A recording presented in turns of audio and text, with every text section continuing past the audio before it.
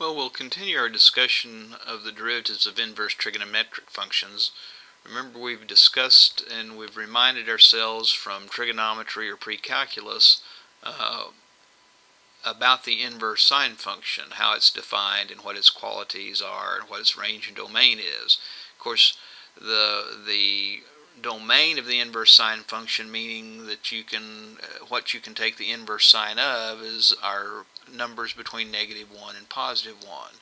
And the range of the inverse sine function, that is the values of the inverse sine function, the values this can be equal to, have to be between -pi/2 and +pi/2. And if we call this y, that means y has to be between -pi/2 and +pi/2. Anyway, what we're going to do now is develop the value or the function that the derivative of inverse sine of u is equal to, where u is some function of x. So that means u might be x alone, it might be 5x, it might be 3x squared minus 1, square root of x plus 2. U is just some function of x. So this is basically going to be the chain rule for the inverse sine function. And also remember that arc sine and inverse sine are equivalent to each other. They mean the same thing. So we're finding the derivative of the arc sine of u with respect to x. We begin the discussion by naming y the inverse sine of u. So rather than finding the derivative of this nasty looking piece here, that's equivalent to finding the derivative of y with respect to x, if y is the inverse sine of u.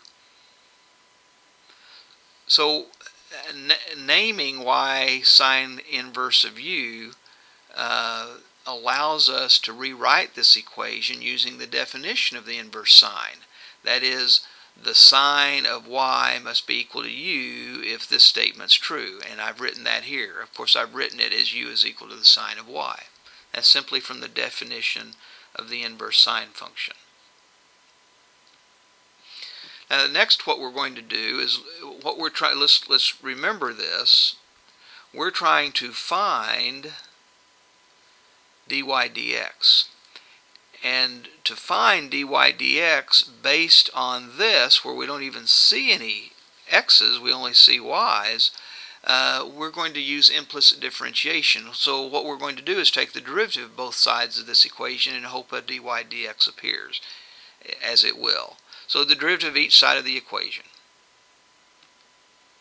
Now, on the left side, okay, when we take the derivative of u with respect to x, we could call that du dx, but normally we'll just call that u prime. That's what I've done here. Now, when we take the derivative of the sine of a value that is not x, then we have to use the chain rule. And the chain rule says, well, the derivative of the sine function is the cosine of the same argument times the derivative of whatever the argument is. And since the argument's y, it's times dy dx. Now, we've been successful in getting the dy dx to appear in this equation. And remember, we're solving for dy dx. And so what we need, or we're trying to find dy dx. And so what we're going to do is we're going to divide both sides of this equation by the cosine of y, and then we'll have it solved for dy dx.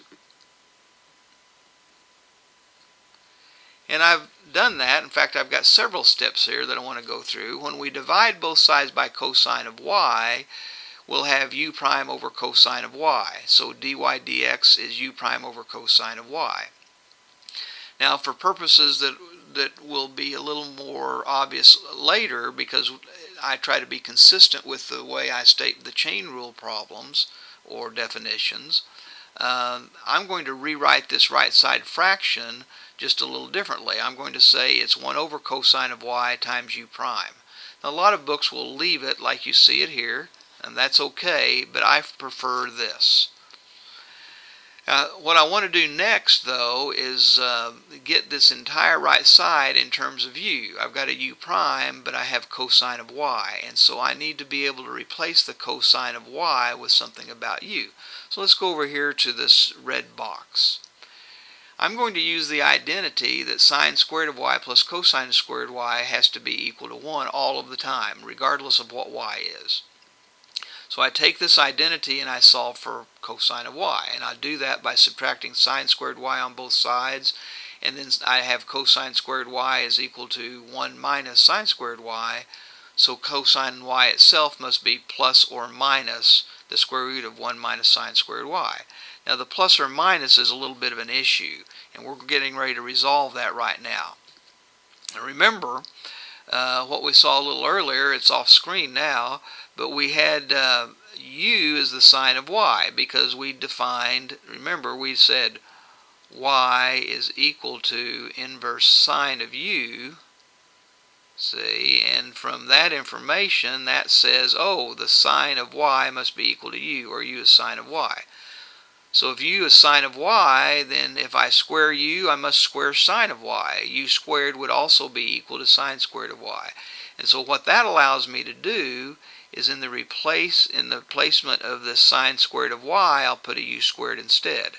So now I have cosine of y is plus or minus the square root of 1 minus u squared. I'm getting somewhere. I'm getting it in terms of u. But I still have a problem with the plus or minus.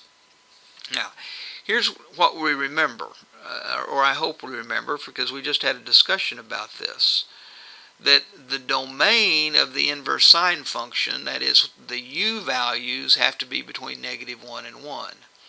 But the y values have to be, that's the domain, have to be between -pi/2 and pi/2. So y, since y is the inverse sine function, y has to be between -pi/2 and +pi/2.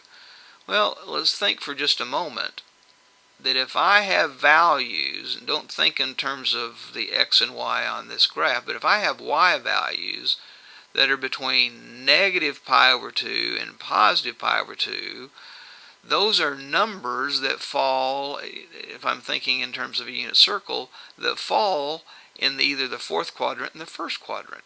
So cosine of values like that always have to be positive. So knowing y is between -pi/2 and +pi/2 tells me that the cosine of y is greater than or equal to 0, or non-negative. It's either 0 or positive. And so that allows me to say the cosine of y can't be negative.